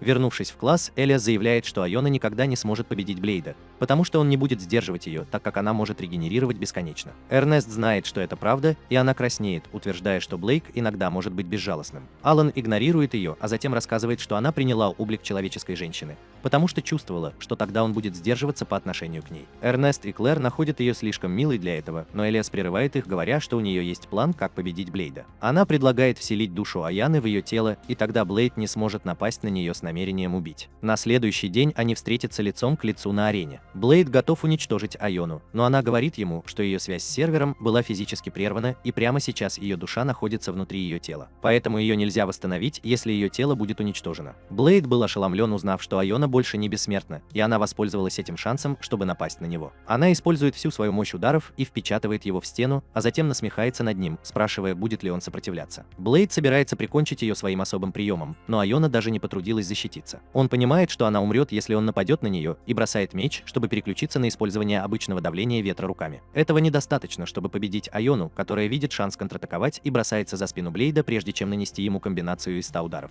Затем она прижимает его к земле и наносит такой сильный удар, что пол арены под ними разлетается вдребезги. Все впечатлены тем, что Айона одержала верх в битве, и Блейд просит ее быть с ним помягче. Он жалуется, что она не дает ему времени использовать свои менее мощные атаки, и я улыбаюсь, когда она просит его сдаться, прежде чем он еще больше опозорится. Блейд признает свое поражение, и вся школа взрывается радостными возгласами. Айоне, кажется, нравится внимание, которое она получает, и теперь она хочет большего. После этого они идут в кафетерий, и Айона изо всех сил пытается есть. Она объясняет, что хотя она может преобразовывать органические вещества в энергию, ей не хочется есть. И Лиза утверждает, что это из-за того, что она потеряла мотивацию после победы над Блейдом, и Клэр просит ее поделиться своими проблемами с друзьями. Элеонора отвечает, что в такие моменты она обращалась к системе своей матери, которая давала ей новые задания. Теперь она снова подключилась к серверу и попыталась связаться со своей матерью, но та отказывается соединяться с ней, так как она бросила свои обязанности и сбежала, не выполнив их. Разрешаю. Иона утверждает, что чувствует себя неуверенно без учителя, и спрашивает Блейда, может ли он стать ее новым учителем. Он отказывается, несмотря на ее искренние просьбы, и Иона говорит ему, что если она не найдет учителя в свое время, то самоуничтожится. Она объясняет, что для того, чтобы стражи не сходили с ума без подчинения, они оснащены функцией самоуничтожения. Все впадают в панику, а затем Элиас проверяет систему Айоны и обнаруживает, что у них есть около 3 дней до того, как она взорвется. Блейд решает, что у него нет выбора, и соглашается стать хозяином Айоны, чтобы она не взорвалась. На следующий день, когда Блейд играет с Ку в саду, Айона приносит им еду, одетая в униформу горничной. Блейд говорит, что в этом наряде нет необходимости, и она отвечает, что снимет его в следующий раз. Он замечает, что у него такое чувство, будто он потерял свою свободу из-за нее, и в этот момент из ниоткуда появляется Софи, чтобы согласиться с ним. Она дуется на Блейда и просит ее высказать свое мнение. Она спрашивает его, является ли это приказом, и он отвечает, что да. Это заставляет Ивану ревновать, потому что она тоже хочет, чтобы ее хозяин командовал ею. Софи сейчас в еще большей ярости и обвиняет Айону в том, что она заняла ее место в шоу. Она утверждает, что так крадет ее черты, такие как невыразительное лицо и необходимость постоянно командовать. Обе девочки начинают спорить и вызывают друг друга на соревнования, чтобы выяснить, какая из них больше подходит для служения Блейду. На следующий день Софи встречает Блейда с кошачьими ушками, а у Айоны есть похожий план произвести на него впечатление, надев искусственные заячьи ушки. Он не хочет иметь дело ни с одной из них, и девочки решают сразиться в гляделке. Позже они вызывают друг друга на поединок, но Блейд останавливает их прежде, чем они успевают использовать свои силы. Они тоже следуют за ним в баню, а позже настаивают на том, чтобы посмотреть, как он спит. Блейд слишком обеспокоен, чтобы даже сказать им, чтобы они убирались восвояси, и пытается уснуть, пока они присматривают за ним. Софи и Иона думают, что их ссора не скоро закончится. Эвана утверждает, что она будет счастлива, если они продолжат ссориться, потому что ей нравится проводить время с друзьями. Она объясняет, что всегда была одна, когда охраняла библиотеку, и Блейд был единственным, кто когда-либо навещал ее. У Софи похожая история, и она говорит, что именно Блейд помог ей обрести связь с миром. Затем девочки признаются, что им нравится соперничество между ними, и они становятся хорошими подругами. Блейд все это слышит и радуется за них. Несколько дней спустя, когда они садятся обедать, Блейд замечает что-то странное в поведении Айоны и просит ее показать ему ее счетчик саморазрушения. Она делает, как ей говорят, и Блейд обнаруживает, что счетчик все еще работает. Он понимает, что Айоне было недостаточно того, что ее хозяином был человек, и теперь осталось всего 20 часов до того, как она будет уничтожена. Он спрашивает ее, что она хочет делать, и Айона отвечает, что хочет быть со всеми как можно дольше. А после этого она отправится в уединенное место для саморазрушения. Все собираются вместе, чтобы устроить прощальную вечеринку для девочки-киборга, и Софи говорит ей, чтобы она наслаждалась этим в полной мере. Они устроили для нее шоу, и ей это действительно нравится. Однако Блейд пропал с вечеринки, и Эрнест нигде не может его найти. Подай на него в суд, у Айоны осталась всего 1 минута, чтобы взорваться, и для этого она отправляется на арену.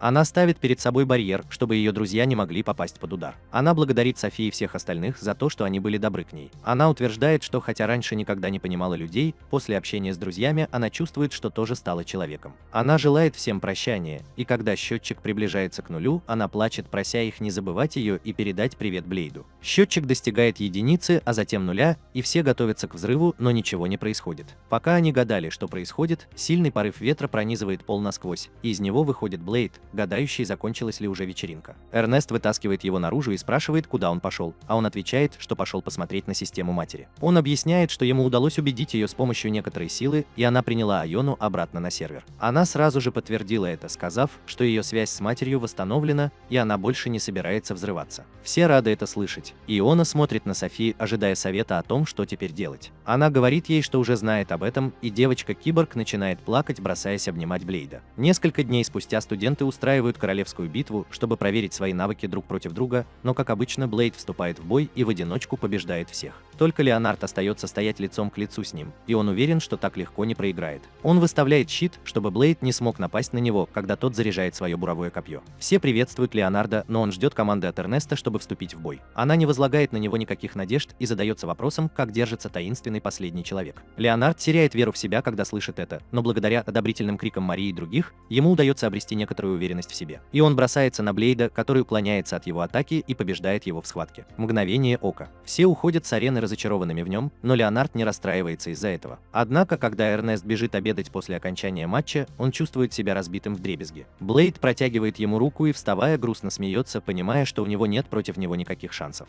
Мария наблюдает за ним издалека, и ее беспокоит обстоятельства, в которых он оказался. Ночью Леонард думает, что ему не победить Блейда, но он все равно хочет сделать это, чтобы завоевать сердце Эрнеста, поэтому он немедленно начинает чинить свое копье для следующего боя. На следующий день, когда он отдыхал в парке, Мария подошла к нему и спросила, как долго он еще будет смеяться как дурак после того, как потерпел поражение. Он ответил, что она не поймет, и она сказала, что это расстраивает, всегда быть позади Блейда, и однажды она сказала, хочет быть рядом с ним из-за своих способностей. Леонард спрашивает ее, нравится ли ей Блейд, но Мария нервно отвечает, что она говорила о нем только как о сопернике. Услышав ее ответ, он чувствует себя лучше и говорит, что теперь он немного увереннее в себе. Мария приносит извинения за то, что вмешивалась в его личные дела, но утверждает, что ей не понравилось, что Леонард принижал себя из-за своего поражения. Он благодарит ее и клянется победить Блейда, чтобы привлечь внимание Эрнеста. Как раз в этот момент из ниоткуда появляется Элизабет и говорит Леонарду и Марии, что они могут надеяться сколько угодно, но это не поможет им победить Блейда. Она говорит, что может помочь им придумать план, который позволит им победить его, несмотря на то, что разница в их способностях. Вскоре все друзья Блейда сформируют комитет, чтобы победить его, во главе с Леонардом. Он обращается к ним и говорит, что в глубине души у каждого из присутствующих есть желание победить Блейда, независимо от причин. Софи и Ку не согласны с этим, потому что они довольны, пока Блейд счастлив. Леонард расстроен, услышав это, и спрашивает, есть ли у кого-нибудь какие-нибудь планы. Джессика говорит, что они должны напасть на Блейда во сне, а Клэр предлагает отравить его. Эрнест говорит, что это трусость, но Элиза говорит, что это не так. Она сравнивает Блейда с Титаном в доспехах и говорит, что они должны использовать любую уловку, чтобы победить его. Эрнест хочет стать Титаном атаки, встретиться с ним лицом к лицу и бросить ему вызов оружием, которое ему неудобно использовать. Клэр с ней не согласна, и Леонард говорит, что у каждого есть свои планы по победе над Блейдом, и они должны попробовать все. С этими словами он объявляет войну сверхлюдям, а на следующий день Эрнест вызывает Блейда на дуэль с копьями. Она одолжила копье Леонарда и думает, что теперь будет легко победить его. Клинок случайно разрушает копье. Леонард плачет из-за этого, а Джессика заявляет, что она пойдет следующей. Ночью она прокрадывается в комнату Блейда, чтобы устроить ему засаду, но его охраняет Айона, и она нападает на нее прежде, чем она успевает что-либо сделать. На следующий день Джессика спрашивает, не была ли она в их команде, и Айона отвечает, что она запрограммирована автоматически защищать своего хозяина. После этого Леонард бросает вызов Блейду, который говорит ему, что его копье не в боевой форме. Леонард не слушает его и уничтожает свое копье, просто активировав его. Мария говорит, что она следующая, и на следующий день во время обеденного перерыва превращается в засадного клинка. Однако, как только она объявляет о своем вступлении, он вырубает ее, даже не заметив. Софи вызывает Блейда на честный бой и легко терпит поражение, за ней следует Клэр. Два мальчика решают объединиться против Блейда, но сдаются еще до начала боя. Ку пытается напасть на него, но Блейд вместо этого начинает кормить ее, а когда Мария бросает в него гири, он ловит их все. После этого Эрнест бросает ему вызов в игре камень, ножницы, бумага, и Блейд выигрывает все раунды, пока Эрнест не вынужден уйти в отставку из-за травмы запястья. Она также вызывает его на соревнования на выносливость, но они его нисколько не беспокоят. Эрнест удручен тем, что у них нет возможности победить Блейда, и она хочет найти еще больше грязных приемов, чтобы победить его. Ланару это не нравится, и он говорит, что вместо того, чтобы мгновенно победить Блейда, им следует следует сосредоточиться на том, чтобы стать сильнее, чтобы встретиться с ним лицом к лицу. У Эрнеста нет никакого идеалистического бреда, и она заявляет, что сделает все возможное, чтобы заставить Блейда смириться с поражением. Это наводит ее друзей на мысль, и они вспоминают, как Блейд потерпел поражение, сражаясь с Айоной. Они понимают, что если у них будет заложник, Блейд не сможет сражаться в полную силу, и тебе придется смириться с поражением, чтобы спасти заложников. Леонард не хочет опускаться так низко, но Эрнест пугает его, говоря, что они сделают все возможное, и у него нет другого выбора, кроме как согласиться. На следующий день, когда доктор читает им лекцию о слабых местах человеческого организма, он замечает, этот худощавый и двое мальчиков пропали без вести. Эрнест и девочки пытаются отвлечь его от этого, и вскоре мальчики врываются в класс в дешевых масках для Хэллоуина. Эрнест заявляет, что они террористы, но Блейд не понимает, что это значит. Софи объясняет, что это люди, которые используют насилие для достижения своих политических целей, но для нашего тупого главного героя это тоже мало что значит. Затем фальшивые террористы хватают доктора и просят ее подыграть им. Они просят всех, кого это не касается, уйти, и Блейд подхватывает Коуп, направляясь к выходу из класса. Эрнест останавливает его и говорит, чтобы он освободил доктора, которого взяли в заложники. Когда она зовет Блейда на помощь, все девочки начинают ей завидовать, потому что они тоже хотят, чтобы Блейд их спас. Они бросаются к фальшивым террористам и просят взять их в заложники, а Блейд может только гадать, что происходит. Видя, что они так сильно ссорятся, доктор уходит, сказав им, чтобы они наслаждались своим маленьким спектаклем. В конце концов, они решают взять всех девочек в заложницы, и Эрнест просит Блейда спасти их. Однако он даже не знает, что означает слово «заложница», и спрашивает Ку, знает ли она что-нибудь об этом. Она отвечает, что, возможно, террористы планируют съесть девочек, и приходит в еще большее замешательство, услышав это. Эрнест осыпает его оскорблениями и просит спасти ее, так как она попала в беду, но он спрашивает Леонардо и других, почему они так себя ведут. Они шокированы тем, что их разоблачили, и узнают, что Блейд мог отличить их друг от друга только по походке. Они сбрасывают маски и падают на пол, признав свое поражение, но потом понимают, что Блейд еще не понял их плана. Леонард встает и говорит, что они знают, что Блейд слаб против заложников, и они хотят, чтобы он сдался, потому что прямо сейчас девочек держат в заложниках. Он отказывается, говоря, что здесь никому по-настоящему не угрожает опасность, и Леонард приставляет свой меч к шее Эрнеста и заявляет, что она в безопасности. «Я умру, если Блейд не сдастся». Все окружают его и просят сдаться, но он просто взмахивает мечом и уничтожает меч Леонардо и его одежду порывом ветра. Эрнест в ярости от того, что их план провалился, и заявляет, что раз уж дело дошло до этого, они должны атаковать Блейда напрямую. Она превращается в огненного демона, и все присоединяются к ней, когда они атакуют Блейда. Их объединенная атака ничего не дает против Блейда, который легко побеждает их всех, а затем спрашивает, что все это значит. Он думает, что они просто разыгрывали какую-то ролевую игру в реальном времени, и спрашивает, хорошо ли он справился со своей ролью. Вскоре после этого Блейд и Эрнест замечают девушку, празднующую свой день рождения в кафетерии. Его забавляет это место, потому что у него никогда не было возможности отпраздновать свой день рождения. Эрнест хочет отпраздновать это событие, но она понятия не имеет о дате, поэтому созывает экстренное собрание женской группы. Диона присоединяется к ним и говорит, что они понятия не имеют, сколько Блейду на самом деле лет, но по ее оценкам ему должно быть около 17. Она знает только дату, когда он родился. Его нашел король и сказал, что это произойдет в следующем месяце. Софи рассказывает, что она слышала, что Блейду дали его имя, потому что он держал в руках меч, когда его нашли, и девочки смеются над тем, как король называет себя. После этого Эрнест задается вопросом, что бы они могли ему подарить, но она понятия не имеет, что он любит, кроме карри. Внезапно туда прибывает король и заявляет, что подарить Блейду карри на его день рождения – неплохая идея. Но они должны сделать все возможное, чтобы приготовить для него особенное карри. На следующий день он проводит всех учеников через специальное задание. Он говорит, что сейчас они отправятся в королевскую кладовую, объясняя им, что это новая часть их учебной программы, и теперь они должны готовить и есть вкусную еду. Однако, когда ворота в кладовую открываются, они телепортируются в густой лес. Пока ученики недоумевают, что происходит, ворота перед ними закрываются, и король объявляет, что они не откроются, пока они не съедят в общей сложности 11 миллиардов калорий. Блейд считает, что это испытание на выживание, а Ку уже чувствует запах вкусных ингредиентов по всему лесу. Король замечает, что она права, и когда он назвал это место кладовой, он имел в виду, что там полно натуральных ингредиентов, в том числе и от свирепых зверей. Он хочет, чтобы студенты достали их и съели, но Блейд считает, что это слишком сложно для студентов. Однако Эрнест полна решимости выследить монстров, и она ведет всех за собой, оставляя Блейда удивленным. Они разбивают лагерь, а затем Джессика ведет монстра прямо в ловушку. Леонард, Клэр и Мария ждут там, но как только зверь замечает Клэр, он начинает преследовать ее. Леонард пытается уничтожить его, но терпит неудачу, поэтому Мария выпускает Мао и уничтожает зверя с помощью магии освещения. Они забирают его обратно в свой лагерь, где группа студентов немедленно начинает готовить его, в то время как другие используют шкуру монстра для изготовления кожи. Остальные ученики тоже заняты тем, что помогают или готовятся к будущему, и Блейд рад это видеть. Позже он искупается и подумает, что на этот раз король придумал хорошее упражнение. Вскоре к нему присоединяется Эрнест, и она начинает расспрашивать его о детстве и о любых важных праздниках, которые он помнит. Блейд отвечает, что все, что он помнит, это непрерывные бои, потому что его жизнь всегда была в опасности. Эрнест использует этот шанс и пытается напасть на Блейда, но прежде чем она успевает что-либо предпринять, Клэр, которая наблюдала за ней, бросается и отрывает ее от него. С течением времени база меняется, как будто они играют в Clash of Clans. Теперь она похожа на средневековый город, и Айона заявляет, что они уже выполнили 47% своей нормы потребления калорий и скоро смогут достичь поставленной цели. Однако король также узнает, что они добиваются значительных успехов,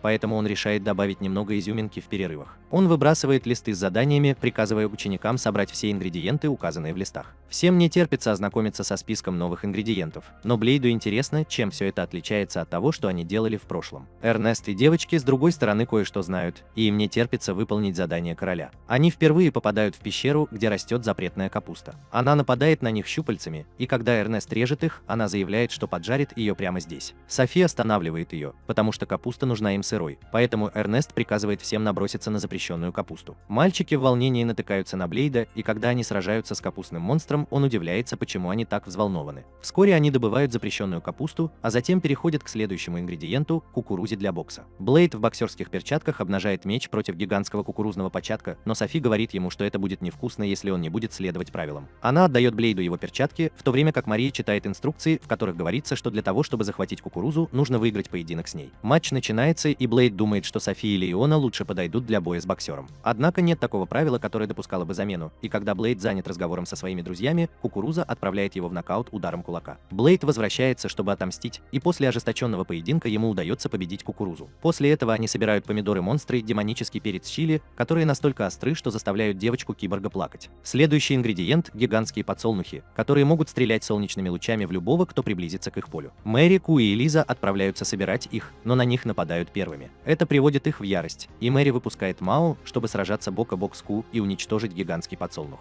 После поимки всех покемонов пищевого типа, Блейд и его банда добираются до места, где находится гигантская морковка. Поскольку все беспокоятся о том, как она отреагирует на то, что ее собрали, Блейд идет дальше и выкорчевывает ее. Однако, как только морковка начинает кричать, ему приходится отступить. Эрнест читает инструкцию и обнаруживает, что гигантская морковка плачет, когда ее вырывают с корнем, и проклинает всех, кто слышит ее голос. Иона вызвалась выкорчевать морковку, так как проклятия на нее не действуют. Она вырывает гигантскую морковку, и все затыкают уши, а крик проклятия убивает все живое в радиусе его действия. Они используют птенцов священной птицы, чтобы телепортировать их обратно на базу, и Блейд утверждает, что ему не нравится морковь. Но он не возражает против того, чтобы положить ее в блюдо. Эрнест рад это слышать и недоумевает, почему. Скоро у них будет большой праздник, и тростник присоединится к ним, чтобы поблагодарить их за усердную работу. Он рассказывает, что благодаря усилиям студентов популяция чудовищных ингредиентов значительно сократилась, что хорошо для здешней экосистемы. Он советует им не беспокоиться о том, что ингредиенты исчезнут, и быть готовыми собрать последний ингредиент завтра. На следующий день все собираются вокруг гигантского дерева посреди леса, и Иона утверждает, что в этом месте самый высокий показатель энергии и что король ингредиентов находится неподалеку. Вскоре туда прибывает гигантский монстр, похожий на чашу, и Софи читает инструкцию по эксплуатации, в которой просто говорится, что чаша жесткая и вкусная. Король издалека смеется, говоря, что говядина из монстра будет действительно вкусной, но как только Блейд готовится сразиться с ним, на место происшествия прибывает гораздо более крупный монстр и съедает миску за один укус. Король был потрясен, увидев там гигантского монстра, и сказал, что его мясо тоже очень вкусное, поэтому он попросил студентов поохотиться на него. Блейд считает, что это слишком много для них, но Эрнест и остальные студенты не согласны с этим. Они считают, что если мясо монстра вкусное, то у них нет другого выбора, кроме как охотиться на него. Эрнест превращается в огненного демона и ведет учеников в бой. Все объединяют свои силы и безостановочно атакуют монстров. Такие тяжеловесы, как Софи, Кумао и Иона, также стараются изо всех сил, в то время как целители занимаются учениками, получившими ранения во время боя. Эрнест использует мощную атаку, чтобы уничтожить монстра, но обнаруживает, что этого было недостаточно. Теперь очередь монстра атаковать их, и Леонард использует свой барьер, чтобы защитить своих друзей. Эрнест отдает свой меч Блейду и просит его прикончить монстра. Он знает, что делать, но он также знает, что его тело не сможет справиться с силой, необходимой для победы над монстром. Он обращается за помощью к Мао и объясняет, что она будет служить вместилищем его духовной силы. Она принимает предложение, и Блейд начинает передавать ей свою силу. Мао жалуется, что этот метод слишком медленный, и она небрежно целует его, чтобы побыстрее извлечь из него силу. Эрна кричит им, чтобы они поторопились, а затем приказывает всем снова атаковать монстра. Сафи и Иона используют комбинированную атаку, обездвиживая монстра гравитационной магией, прежде чем поразить его мощным плазменным лучом. Это наносит серьезный урон, но этого все равно недостаточно, чтобы уничтожить монстра. Сейчас он еще более разъярен, и все увеличивают заряды, чтобы дать Блейду время подготовиться к атаке. Блейд и Мао переполнены силой. они держат меч вместе и наполняют его своей объединенной мощью. Он принимает форму гигантского меча, и они используют свою последнюю атаку, священный меч демона, чтобы разрубить монстра пополам. Блейд истощен после использования этой атаки и благодарит Мао за помощь, когда он лежит у нее на коленях. Он говорит, что слишком устал и проголодался, и в таком случае она велит ему подождать с едой. Он хочет знать, что она имеет в виду, но прежде чем он успевает закончить вопрос, он засыпает. Вскоре после этого ворота Академии открываются, так как студенты успешно победили главного монстра этого района. После того, как Блейд просыпается, он отправляется на обследование, и врач говорит ему, что его телу становится лучше. И теперь он может использовать немного больше своей первоначальной силы. Он задается вопросом о причинах, но когда врач спрашивает его, ел ли он обед, он понимает, что все еще голоден, и спешит в столовую. Как только Блейд открывает дверь, он видит своих друзей, которые ждут его, чтобы отпраздновать его день рождения. Он не может осознать, что происходит, и все его девочки приходят к нему и говорят, что поскольку у них настоящий день рождения Мо, они будут праздновать день, когда он был найден первым. Ему все еще трудно поверить, что они собираются праздновать его день рождения, и тут его внимание привлекает большая тарелка, накрытая крышкой, стоящая на столе. Он спрашивает, что в ней, и Клэр объясняет, что они много думали о том, что подарить ему на день рождения, и тогда Эрнест предложил то, что ему понравилось больше всего. Эрнест краснеет, надеясь, что ему понравится, а затем снимает крышку, чтобы показать его любимое карри. Она объясняет, что для приготовления этого карри были использованы все ингредиенты, которые они собрали в королевской кладовой. И это самое изысканное блюдо, которое когда-либо готовили. Пока Блейд с детским энтузиазмом разглядывает блюдо, Кейн тоже приходит на вечеринку. Он просит именинника съесть угощение, и когда Блейд откусывает первый кусочек карри, он дрожит, пытаясь сдержать слезы. Он говорит, что один мудрец однажды сказал ему, что мальчики никогда не плачут, но король отвергает это как ядовитую мужественность и говорит Блейду, что это не так. Плакать по особым случаям это нормально. Блейд не может сдержать слез, когда ест карри, и благодарит всех за то, что они так много для него делают. Он даже не может говорить из-за своих чувств и думает, что именно в этот момент он возродился в этом мире. Вскоре после этого Блейд учит двух мальчиков из своей группы использовать свой особый прием – удар дракона. Только один из них выучил его, основываясь на грубых указаниях Блейда, и он слишком гордится своими действиями. Как раз в этот момент появляется Софи с мечом, и мальчики спрашивают ее, не хочет ли она тоже разить. Она ничего не говорит, а Хилый достает свой меч и устраивает настоящий драконий бой, обнажая и шокируя мальчиков. Однако они слышат голос Софи, доносящийся с другой стороны, и прежде чем они успевают опомниться, видят перед собой двух Софи, нападающих друг на друга. Блейд готов сражаться, но очевидно, оригинальная Софи говорит ему, что это ее битва, и она защитит его. Самозванка отступает, и как раз в тот момент, когда появляется Эрнест с другими девочками, она понимает, что ей не победить, и исчезает, используя ураган в качестве приманки. Все задаются вопросом, как может существовать другая Софи, но мало кто знает, что она не единственная. Самозванка отправляется в свое убежище, где ее ждут еще 4 ее клона. Они пронумерованы от 1 до 5, и у всех разные личности. Единственное, что их объединяет, это стремление убивать и разрушать. Девочка, которая поступила в Академию, номер 1, и она утверждает, что поступила только для того, чтобы собрать информацию и чему-то научиться у врага. Номер 2 спрашивает ее, что она имеет в виду, но прежде чем она успевает объяснить это словами, она целует ее. И я не знаю, как охарактеризовать эту ситуацию. Очевидно, поцелуй – это способ передачи информации между клонами, и номер 1 целует всех своих клонов, чтобы рассказать им о Dragon Smash. Просто делясь своими воспоминаниями, они также узнают, как это использовать, и, попробовав, уничтожают свое убежище. Остальные клоны говорят, что они здесь не для того, чтобы учиться крутым приемам, а для того, чтобы убить свою цель, и номер 1 говорит, что они доберутся до этого в конце концов.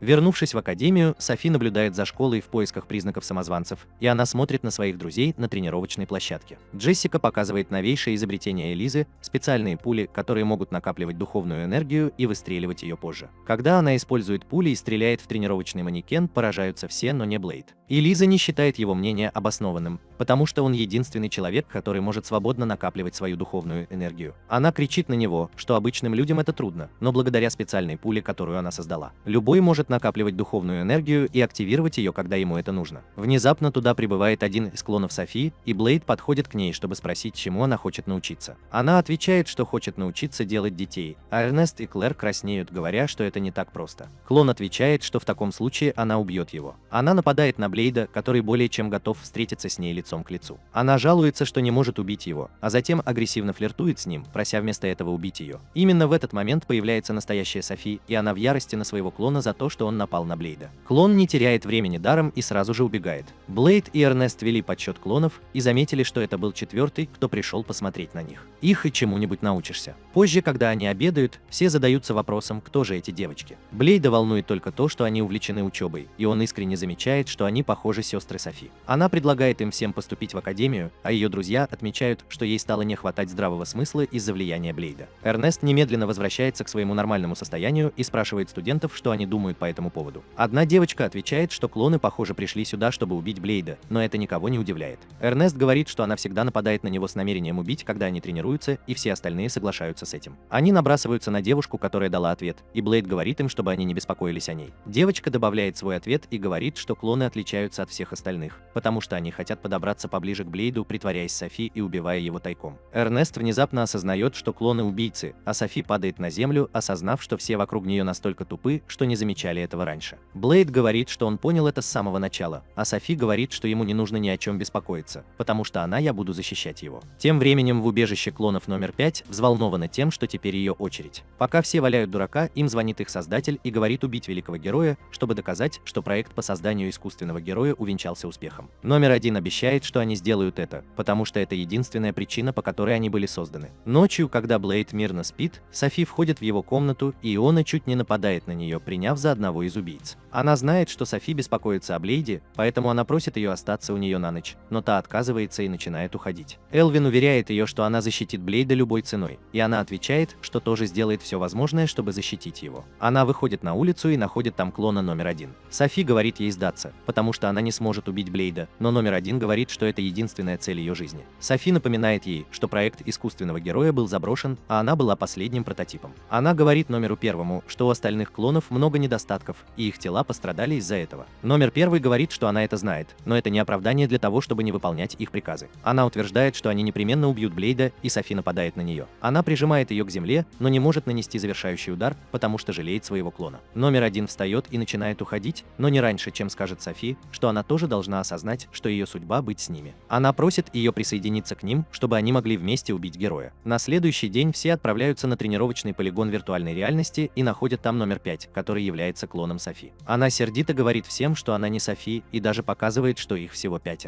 Она взволнована тем беспорядком, который она устроила, и заявляет, что все уничтожит. Когда 5 номер атакует, Блейд убегает вместе с другими учениками, потому что ему слишком весело. Внезапно что-то ударяет его сзади, и он падает на землю. 5 номер использует этот шанс и наносит Блейду 1000 сокрушительных ударов, пока тот не умирает в виртуальной реальности. Когда он просыпается в реальном мире, он спрашивает всех о 5, и они отвечают, что она ушла счастливой, потому что думала, что убила его. Элиас говорит, что их план обмануть убийц с помощью виртуальной реальности удался, и он искренне надеется, что они этого не осознают. К несчастью для них, номер 5 понимает, что Блейд обманул ее и возвращается, чтобы отомстить. Когда он убегает от нее, в то время как она разрушает здание школы, Айона предлагает Блейду отправиться на пустое место и сразиться. Как раз в этот момент туда приходит еще один из клонов и нападает на него. Он едва успевает увернуться от ее атаки, а затем Иона начинает дразнить двух девочек, танцуя тверк перед ними. Каким-то образом ее методы срабатывают, и девочки приходят в настоящую ярость, и Блейд заманивает их туда, где их ждет Эрнест с несколькими фокусниками. Она говорит им использовать всю свою силу против клона, так как они не умрут так легко. Они бьют девочек в полную силу, но им удается уложить только одну из них. Эрнест отправляет другую в полет с помощью своей огненной магии, но затем номер 5 неожиданно нападает на нее. Блейд приходит на помощь и уничтожает ее с помощью магии. Айона предлагает им захватить клонов прямо сейчас, но затем обе девочки снова встают, берутся за руки и активируют свои способности искусственных героев, чтобы создать черную дыру. Иона приказывает всем эвакуироваться, так как черная дыра начинает засасывать все, что находится внутри. Они держатся за колонны, и Блейд говорит им подождать 10 секунд, так как это предел возможностей клона. Они разрушаются через 10 секунд, но черная дыра все еще активна. Она засасывает двух девочек, и Блейд спасает их от превращения в космические спагетти. Внезапно туда прибывает Софи и использует гравитационную магию, чтобы создать вторую черную дыру, которая нейтрализует первую. Ей это удается за 10 секунд, и Блейд ловит ее, когда она падает на землю. Как раз в этот момент туда прибывают оставшиеся 3 клона и забирают своих раненых товарищей, прежде чем бросить взгляд вниз на Блейда. Софи просыпается ночью в больнице, а Блейд лежит рядом с ней. Он угощает ее яблоками и говорит, что никто не умер и не получил серьезных травм. Софи рада это слышать, и тогда Блейд просит ее рассказать больше о своих клонах. Она отвечает, что все они были недавно созданы из того же исходного материала и технологии, что и она, и наделены искусственными способностями героев. Софи утверждает, что хотя ее спас король, у новых девочек нет никого, кто мог бы им помочь. Блейд говорит, что он тоже хочет подружиться с ее клонами и считает, что Эрнест была права, когда предложила им поступить в академию. Софи вздрагивает, когда она отвечает, что это невозможно, потому что искусственные герои были созданы только для того, чтобы уничтожить его. Их мозг был изменен, чтобы они полностью посвятили себя своей миссии, но Софи была спасена до того, как ее разум смог измениться. Она плачет, что ее клоны не могут ослушаться приказов своего создателя, и Блейд обнимает ее, чтобы успокоить. Он остается рядом с ней всю ночь, но потом засыпает, а потом Софи пропадает, никому ничего не сказав. Блейд и его друзья немедленно отправляются в кабинет короля,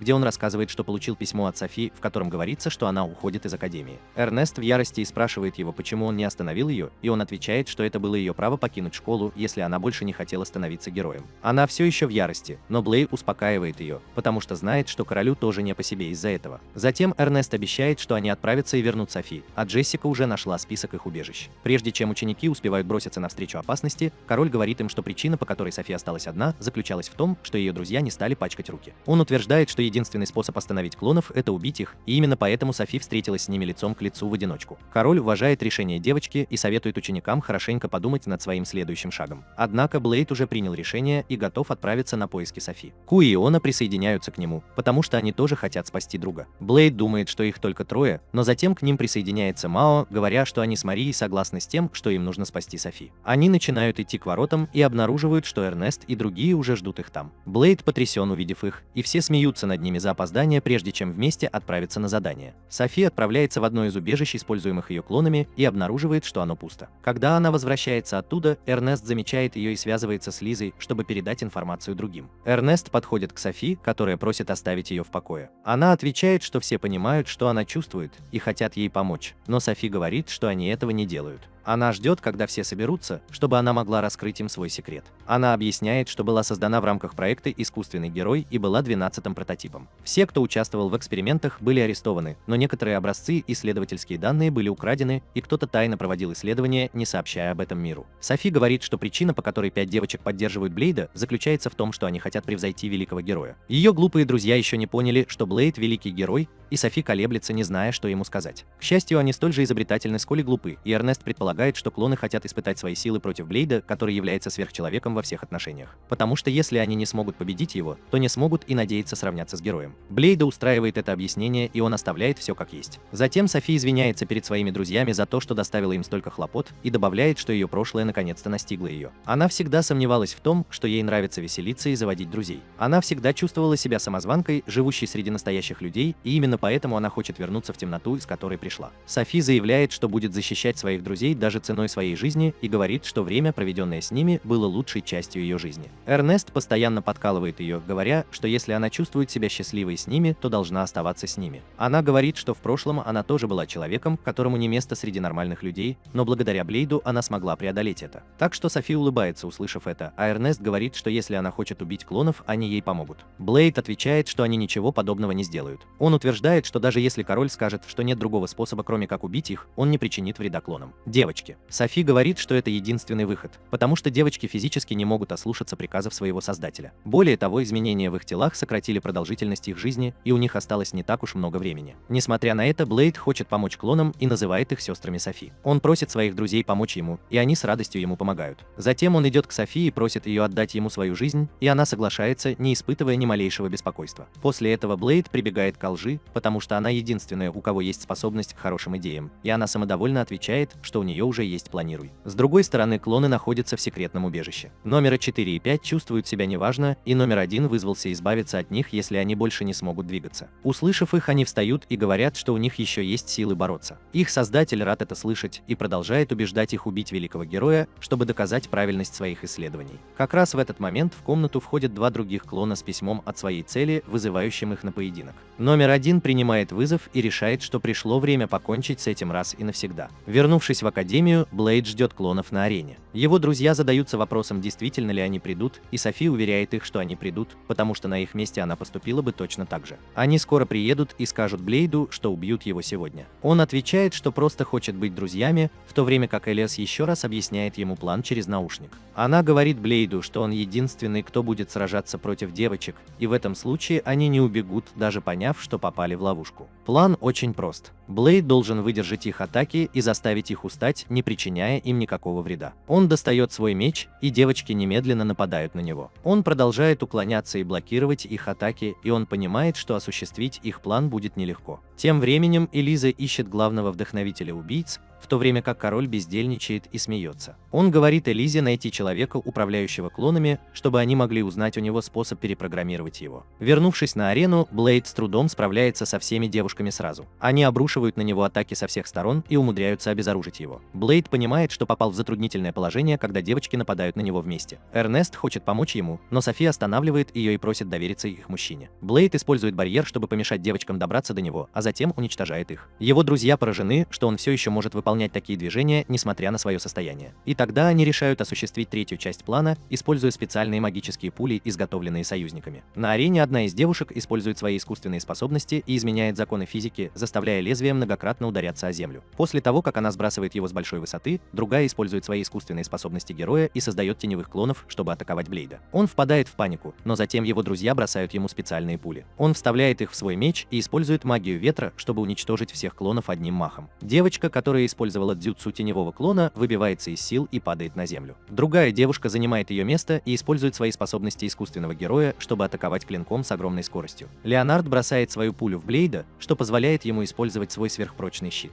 Атакующая девушка вскоре падает, но сразу же после этого меч Блейда рассыпается, и он больше не может использовать волшебные пули. Номер 5 нападает на него, и когда он уклоняется от ее атаки, Блейд кричит Эрнесту, чтобы тот все равно передал ему ее пулю. Она делает, как ей говорят, но номер 5 вмешивается и не дает Блейду поймать пулю. Софи решает, что это ее шанс поддержать Блейда, и использует свои способности замораживания времени, чтобы проникнуть на арену. Она выбирает пулю, а затем помогает Блейду спастись от атак 5-го номера. Затем она просит его использовать свои силы для борьбы, и он принимает это предложение. Когда номер 5 использует свой особый прием и наносит энергетические удары в его сторону, Блейд отвечает мощным ударом и заставляет ее выдохнуться. Другой клон готовится к бою и атакует Блейда мощным лучом, используя свой меч. Он активирует силу Эрнеста, используя свои руки в качестве медиума, наносит мощный огненный удар и парирует приближающуюся атаку. Разрушения, вызванные атакой, заставляют всех разбегаться, и когда дым рассеивается, Блейд оказывается лицом к лицу с номером 1, последним оставшимся клоном. Он ждет, что она нападет, но она ничего не предпринимает и говорит ему, что ее время истекло. Ее рука падает на пол, и она теряет сознание. Блейд подбегает, чтобы поддержать ее, и номер 1 говорит ему, что им осталось жить всего 14 дней, и этот закат будет последним, что они увидят. Он запаниковал и обратился за помощью к врагам, которые обнаружили лабораторию, где были созданы девочки. Она сказала Блейду, что девочкам повезло, что они дожили до 14-го дня, несмотря на то, каким ужасным способом они были созданы. Вскоре Клэр приходит на место и пытается исцелить номер 1, но ее сила вообще ничего не помогает. Илай говорит, что спасти девочек с помощью магии исцеления невозможно. Она уже узнала создателя клонов и считает, что он был мертв задолго до того, как они появились на свет, поэтому он никогда не отдавал им прямых приказов убить его. Блейд впадает в панику и спрашивает ее, может ли она что-нибудь сделать своим острым умом, на что она отвечает, что хотя она и может перепрограммировать клонов, на это нет времени. Блейд в отчаянии, и тогда Софи приходит к нему и просит собрать всех ее сестер вместе. Она занимает первое место и говорит, что есть способ спасти их. Она даже не хочет жить, потому что не выполнила свои приказы, и Блейд говорит ей продолжать жить, чтобы она могла стать достаточно сильной и превзойти его. Все девочки до сих пор едва живы, и они отвечают, что его идея кажется им забавной. Софи просит номер 1 использовать ее способности искусственного героя, а затем просит Блейда взять их под контроль и отправить души девочек в ее тело. Он делает так, как ему говорят, чтобы перенести сознание всех девочек в Софи. После этого он попадает в больницу с серьезными травмами обеих рук. Софи приходит навестить его, но судя по выражению ее лица, Блейд может сказать, что она номер 1. Она подтверждает это, а затем говорит ему, чтобы он поправлялся, чтобы она могла убить его как можно скорее. Блейд просто улыбается ей, а затем номер 1 позволяет Софи взять контроль над телом. Она улыбается и утверждает, что рада, что с Блейдом все в порядке. Он спрашивает ее, как она относится к тому, что у нее внутри больше личности, конечностей, чем у лунного рыцаря, и она отвечает, что это раздражает, но она как-то справляется с этим. Несколько недель спустя король приказывает создать гигантского волшебного зверя, чтобы помочь своим ученикам тренироваться. Маленькие картофелины Фри бесполезны против него, и даже Ку не может справиться с ним в своем драконьем обличье. Король держится только потому, что ему нравится наблюдать за борьбой студентов, а женщины, которые с ним, говорят, что монстр слишком силен для студентов. Он легко побеждает Ку, и тогда Эрнест запускает в него шквал огненных шаров, пока ее демонический меч не обмякает. Ее атаки не оказывают никакого эффекта на монстра, и тогда Леонард атакует его, но его отбрасывает в сторону. Софи ловит его копье и использует силы и индивидуальности всех своих сестер, чтобы атаковать монстра. Однако единственное, что она уничтожает, это копье Леонарда. После этого Мао и Иона атакуют монстра, но их атаки тоже бесполезны. Монстр рычит, и помощник короля говорит, что это была плохая идея привести его сюда, но он не перестает смеяться, когда говорит ей подождать, пока звезда Мин появится на шоу. Именно в этот момент с неба падает клинок и наносит мощный удар по голове монстра, уничтожая его навсегда. Он приземляется на землю, хватает свою тарелку с карри и почти сразу же начинает есть.